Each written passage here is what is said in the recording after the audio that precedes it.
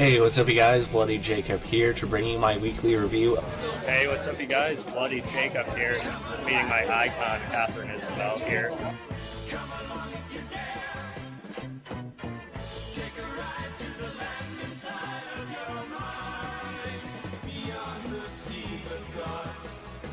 Beyond the realm of want, across the streams of hopes and dreams where things are really not. Come along if you can. Come along if you dare. Have a good one. Take a ride to the Cheers, guys. inside of your mind. But please realize you'll probably be surprised.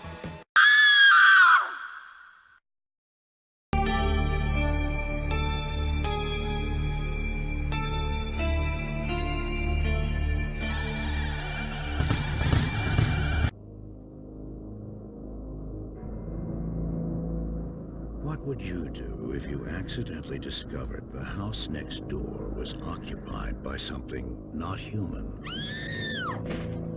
Something horrifying. Something unspeakably evil. No one believes you. Mom, I didn't have a nightmare. Not your They mom. did kill a girl over there. Not your girlfriend. Charlie, is this some sort of a trick to get me back? Not even the police. Look, I know it's crazy. I know that, but look, Lieutenant! It knows that you know. You'll do anything to protect yourself. Hey, what's up, you guys? Bloody Jacob here to bring you another movie review. This time we're going to be talking about Fright Night, the original 1985 film. But it will do anything to protect its secret.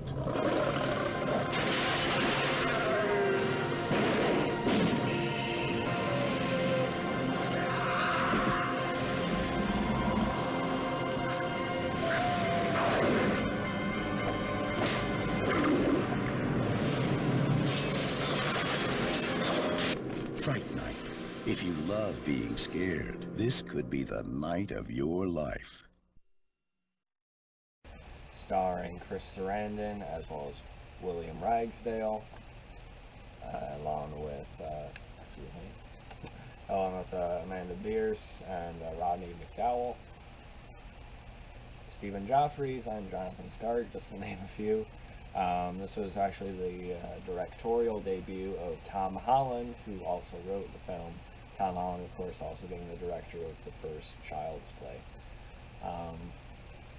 Yeah, Fright Night is a horror classic for sure for anyone who actually really likes the genre. But why am I talking about it now? Well, because if you guys haven't seen a couple videos I posted, I attended the Flashback Horror Weekend in Chicago again this year, where they had a bunch of the original Fright Night cast there, as well as Tom Holland. It was really cool because we got to watch Fright Night on the big outdoor screen there at the hotel, and that was a really cool experience. They also had the cast, talking about it beforehand. I think the time was right for sure. And kill me, but I hadn't actually seen this film before. I feel embarrassed to say it. I'm ashamed to say it. I did see the remake that came out a while ago with Colin Farrell, and it was okay, just not very memorable. And then I even seen the direct-to-DVD sequel to that, Fright Night 2: New Blood, which was probably even worse in quality, but did have Jamie Murray, who I quite enjoy. But besides that, it wasn't very good either. But yeah, this original film, again, I'm ashamed I haven't seen it until a couple days ago, because Fright Night, the original 1985 film, now has to be one of my favorite horror movies. I am working on a top 20 horror films list, and I know 20 is kind of a big list, I guess, but when you have seen as many horror movies as I have, even though I haven't seen this one yet, 20 is condensing it down a fair amount. So it's still really some things that I might want to talk about. But I really think Fright Night is going to fit that. It's going to be on there somewhere for sure. I really like Fright Night. You know, we're not going to talk about the remake the whole time. This isn't a comparison to the remake. And again, the remake wasn't the worst you could ever see of it, but I just think there was a lot less effort put into it. You know, it felt a lot more typical, a lot more, you know, sort of generic. Like even I had seen Tom Holland say something like this before, but he actually said something similar at the convention before the screening. You know, he said it was well done. It just wasn't Fright Night. And you know, I read some stuff where he elaborated on it before.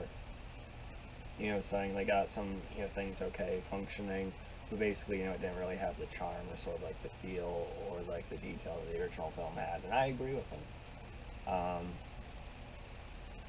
Yeah, I think the whole cast did really well. Chris Sarandon, who plays Jerry Dandridge in this movie, you know, the main vampire next door. Yeah, I thought he was fine. You know, I do personally think there could have been slightly more charismatic choices for the role, perhaps. But you're not really taking away from him because he still did a fairly good job in this. And people also know him as a detective in the first Child's Play too, ironically. So he and Tom Holland would work together again. Then you have William Ragsdale as Charlie Brewster, you know, sort of our protagonist in this movie, the kid next door who, you know, who ends up really believing that, you know, his next door neighbor is a vampire. You know, and he's a nice guy as well. He was on Justified, and I did get to talk to him a little bit, which is cool. Nice guy. Yeah, I'd also read that apparently Charlie Sheen auditioned for this role as well in the 80s, but he didn't get it because I guess Tom Holland had seen Charlie Sheen as more of like a, you know, obvious like hero, you know, from like some of the other movies he had done, whereas William Ragsdale sort of had that, you know, kind of just an average kid or guy next door kind of look. You know, which I get, you know, for casting, you know, this type of, you know, for this type of story. We have Amanda Beers, you know, and she's awesome. I didn't get to meet her, you know, like one-on-one directly, you know, I didn't really have a ton of money.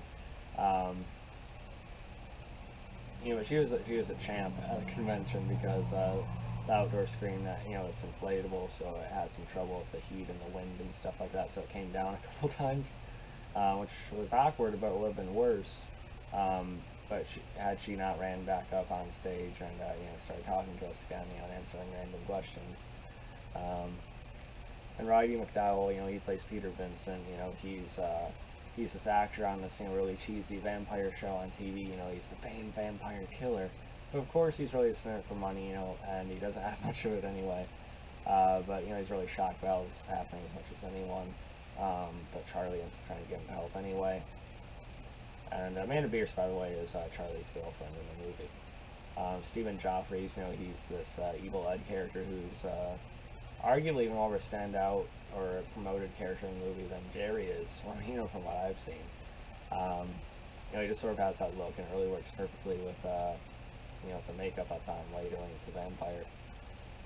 So yeah, everyone did a good job, and, you know, another thing about the remake, I know I said I wouldn't focus the whole video on it, but there's a lot more CGI used in the remake, of course, but there is a lot of effort put into the makeup and the special effects in this movie. It's all practical from what I could tell. You know, hours in the makeup chair spent, but it's worth it because it all looks very good. And the first scene where we have Jerry in Charlie's bedroom, it was actually pretty intense, you know, when you first hear Jerry sort of going more animalistic, more vampiric, and he slowly turns around and you see his face. It actually looks pretty convincing, and you know, I was a bit tense, and that, you know, that's kind of rare for me nowadays with horror movies. So yeah, the makeup was great in this, you know, they got the eyes, the, you know, contact lenses and stuff, right? I think it all looked very good.